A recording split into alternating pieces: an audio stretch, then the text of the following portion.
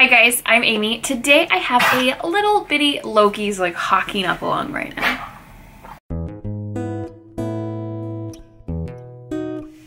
Hi guys, I'm Amy. Welcome back to my channel. Today I have a little tiny book haul for you guys, and by tiny book haul I mean I have like 6 books here for you guys. I haven't been doing a ton of book shopping lately because I'm gonna mention it again. I've mentioned it many times before already.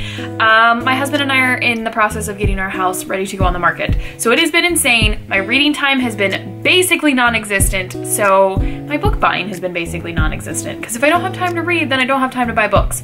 But I did pick up a couple the other day and I've acquired some in a variety of ways. So if you're curious to see the little odds and ends that I picked up, Loki's still hacking up along, then go ahead and keep watching. The first book that I have for you guys is not that exciting of a book, but a book I'm excited about nonetheless. And that is Dave Ramsey's The Total Money Makeover, A Proven Plan for Financial Fitness.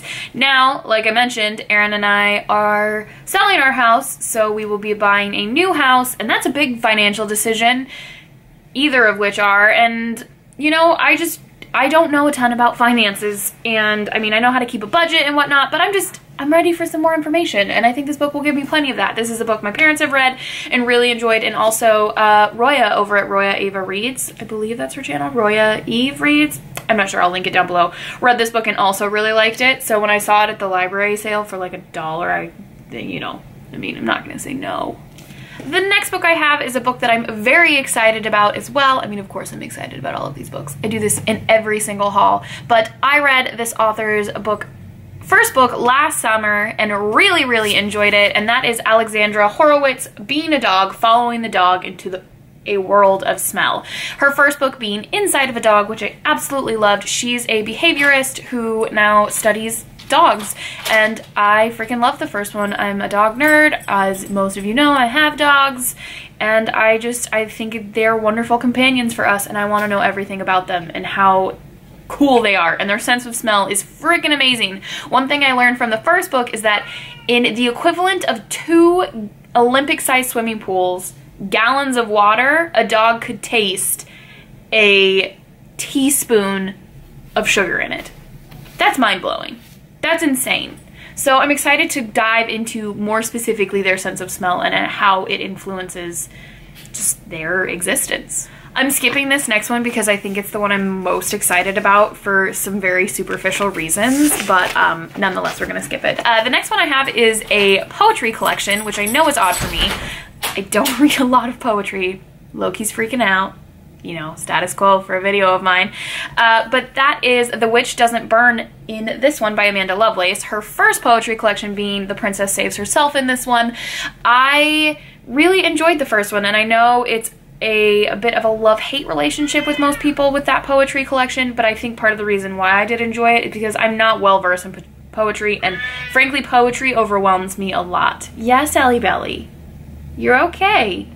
But she came out with a second one, and so I decided to pick it up. This is the special Target edition with the red cover and white font versus the white cover with the white or red font, and it does have a few extra bonus poems in the back, I think. But again, this will be a quick read, and I'm excited to get to it.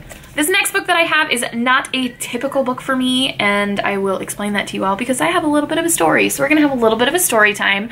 I really enjoy watching April from Getting Hugo With It's channel. Her reading style and interests are so similar to mine, except for in one particular genre, and that is thrillers. So I just don't read thrillers, not for any reason other than they don't sound particularly interesting to me. But she did post a video recently for her Sweet Spring Reads series. I will post that video down below for you all, where she gave thriller recommendations. And I asked her, okay, April, I'm not a thriller person, recommend a good place to start for me. And she recommended one of 2 books, the first of which was Gone Girl by, is that Karen Hawkins? I can't remember. Most of you probably know the answer to that. But the other book that she recommended I am super excited about, and that is Tangerine by Christine Mangan. Now, this is a story about a woman in the 1950s who moves to Tangier with her new husband, and then you find out that her roommate, who she used to be incredibly close to, shows up on her doorstep unexpected. I combined those two words. And there was some kind of falling out that wasn't very typical of falling out between friends.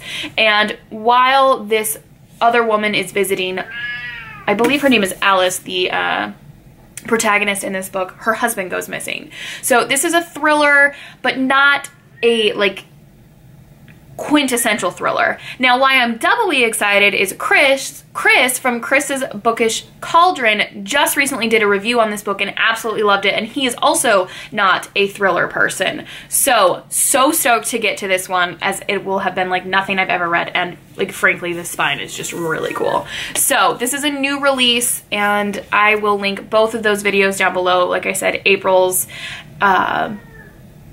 recommendation video for thrillers, and then also Chris's review of this book.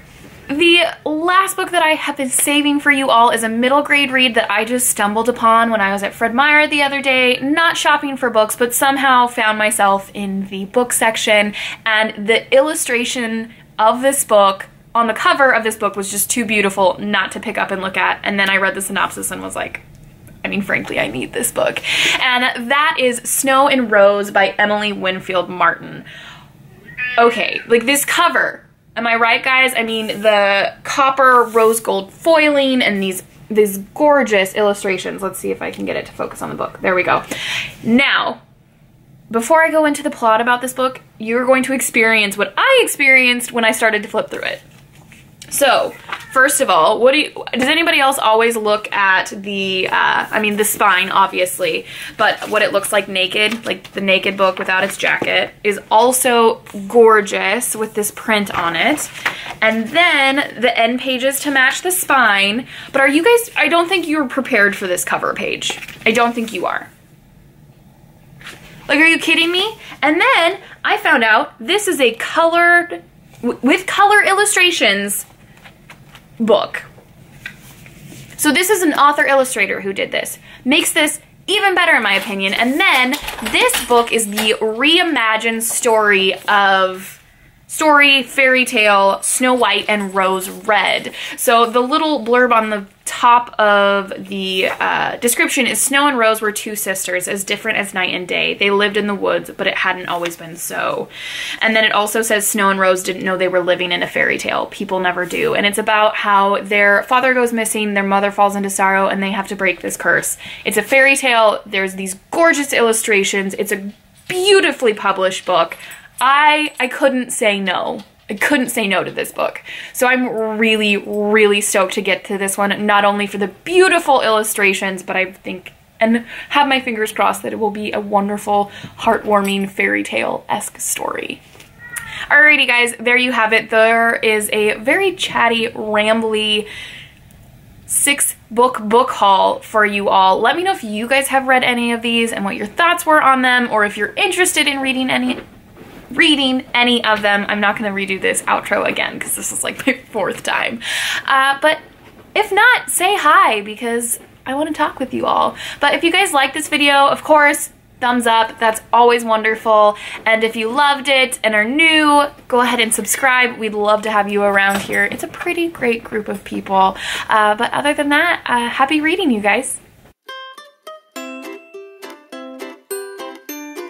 Dude, do you mind? The first book that I have, Burke. Why do I always do that? Why do Burke? And I don't know what this little, like, these like baby hairs that somehow got ripped or chopped off are now like that awkward length where they stick straight up. Anyway, I am stumbling over my words.